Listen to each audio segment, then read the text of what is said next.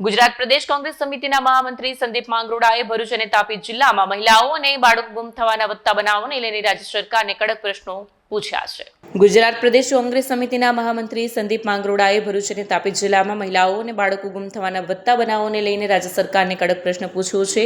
વિધાનસભામાં રજૂ થયેલી માહિતી અનુસાર છેલ્લા 2 વર્ષમાં આ જિલ્લાઓમાં અનેક મહિલાઓ અને બાળકો ગુમ થવાના કેસ નોંધાયા છે, જેમાંથી કેટલાક હજુ સુધી શોધાવાના બાકી છે। માંગરોળાએ જણાવ્યું કે વિશ્વભરમાં માનવ વ્યવહાર અને બાળ શોષણના મોટા રેકેટ સામે તપાસો બહાર આવી રહી છે। અમેરિકામાં એપ્સ્ટીન કેસે બતાવ્યું કે કેવી રીતે શક્તિશાળી લોકોના નેટવર્ક દ્વારા આવા ગંભીર ગુનાઓ ચલાવવામાં આવતા હતા। માંગરોળાએ સરકાર પાસે તાત્કાલિક માંગ કરી છે કે ભરૂચ અને તાપી સહિત સમગ્ર ગુજરાતમાં ગુમ થયેલા મહિલાઓ અને બાળકોના કેસોની ઉચ્ચ સ્તરીય તપાસ કરવામાં આવે। છેલ્લા 5 વર્ષના તમામ ગુમશુદા કેસોની પુનઃ સમીક્ષા કરવામાં આવે, પરિવારોને સંપૂર્ણ માહિતી અને સુરક્ષા આપવામાં આવે। અંતમાં માંગરોળાએ જણાવ્યું કે જો સરકાર આ મુદ્દે તાત્કાલિક અને પારદર્શક કાર્યવાહી નહીં કરે તો લોકોની સુરક્ષા માટે રાજ્યવ્યાપી જાગૃતિ કરવામાં મજબૂર બનશું।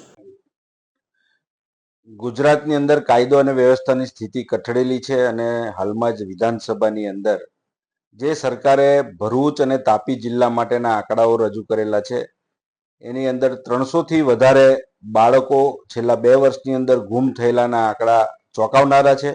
સાથે સાથે મહિલાઓ જે છે એ મહિલાઓ પણ ગુમ થયેલી છે અને એમાં ઘણા કેસો હજી સુધી પોલીસ ડિટેક્ટ કરી શકી નથી, પરત લાવી શકી નથી।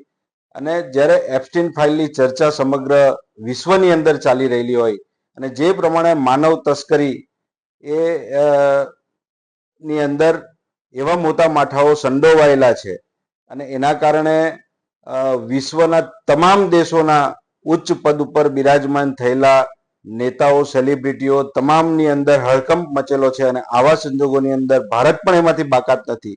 ભારતના પણ અનેક નેતાઓના નામ આ એપ્સ્ટીન ફાઇલની અંદર ઉછળી રહેલા છે અને તેવા સંજોગોમાં આ 2 જ જિલ્લાના અને એ પણ આદિવાસી વસ્તી ધરાવતા જિલ્લાઓ છે એમાંથી આટલી મોટી સંખ્યામાં બાળકો ગુમ થાય છે એ શંકા પ્રેરે એમ છે અને એના કારણે આની ઉચ્ચ કક્ષાની તપાસ સમિતિ નિમાવી જોઈએ અને જે પ્રમાણે માનવ તસ્કરીના ગુનાઓ વધી રહેલા છે એ સમાજને માટે ખૂબ જ ઘાતક અને ચિંતાજનક છે।